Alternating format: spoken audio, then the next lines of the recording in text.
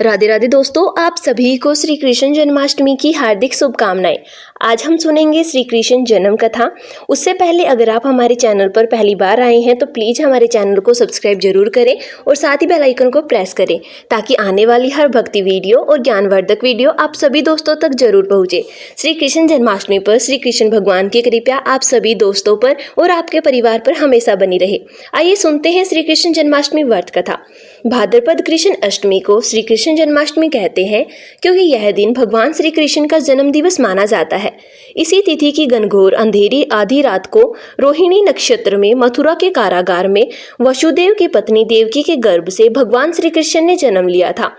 यह तिथि उसी शुभ घड़ी की याद दिलाती है और सारे देश में बड़ी धूमधाम से मनाई जाती है। जन्माष्टमी के दिन भगवान श्री कृष्ण की जन्म संबंधी कथा भी सुनते और सुनाते हैं, जो कि इस प्रकार है। द्वापर युग में भोजवंशी राजा उग्रसेन मथुरा में राज्य करता था। उसके पुत्र कंस ने उसे गद्दी से उतार दिया और स्वयं मथुरा का राजा बन बैठा। कंस की बहन देवकी थी, जिसका विवाह वसुदेव नामक यदुवंशी सरदार से हुआ था। एक समय कंस अपनी बहन देवकी को उसके ससुराल पहुंचाने जा रहा था। रास्ते में आकाशवाणी हुई, हे कंस, जिस देवकी को तुम बड़े प्रेम से ले जा रहा है उसी में तेरा काल बसता है। इसी के गर्भ से उत्पन्न 8वां पुत्र तेरा वध करेगा। यह सुनकर कंस वसुदेव को मारने के लिए उद्यत हुआ।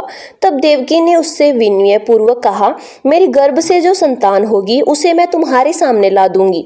बहनोई को मारने से क्या लाभ है। कंस ने देवकी की बात मान ली और मथुरा वापस चला गया। उसने वसुदेव और देवकी को कारागृह में डाल दिया। वसुदेव देवकी के एक एक करके 7 बच्चे हुए और 7 को जन्म लेते ही कंस ने मार डाला। अब 8वां बच्चा होने वाला था। कारागार में उन पर कड़े पहरे बैठा दिए गए। उसी समय नंद की पत्नी यशोदा को भी बच्चा होने वाला था। उन्होंने वसुदेव देवकी के दुखी जीवन को देख 8वें बच्चे की रक्षा का उपाय रचा। जिस समय वसुदेव देवकी को पुत्र पैदा हुआ उसी समय संयोग से यशोदा के गर्भ से एक कन्या का जन्म हुआ, जो और कुछ नहीं सिर्फ माया थी। जिस कोठरी में देवकी वसुदेव कैद थे उसमें अचानक प्रकाश हुआ और उनके सामने शंख चक्र गदा धारण किए हुए चतुर्भुज भगवान प्रकट हुए। दोनों भगवान के चरणों में गिर पड़े। तब भगवान से उनसे कहा, अब मैं पुनः नवजात शिशु का रूप धारण कर लेता हूँ।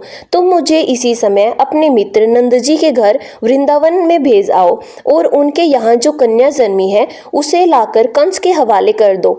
इस समय वातावरण अनुकूल नहीं था, फिर भी तुम चिंता ना करो। जागते हुए पहरेदार सो जाएंगे, कारागृह के फाटक अपने आप खुल जाएंगे और उफनती अथाह यमुना तुमको पार जाने का मार्ग दे देगी। उसी समय वसुदेव नवजात शिशु रूप श्री कृष्ण को सूप में रखकर कारागृह से निकल पड़े और अथाह यमुना को पार कर नंद जी के घर पहुंचे।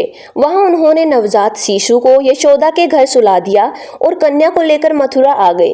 कारागृह के फाटक पूर्ववत बंद हो गए। अब कंस को सूचना मिली कि वसुदेव देवकी को बच्चा पैदा हुआ है।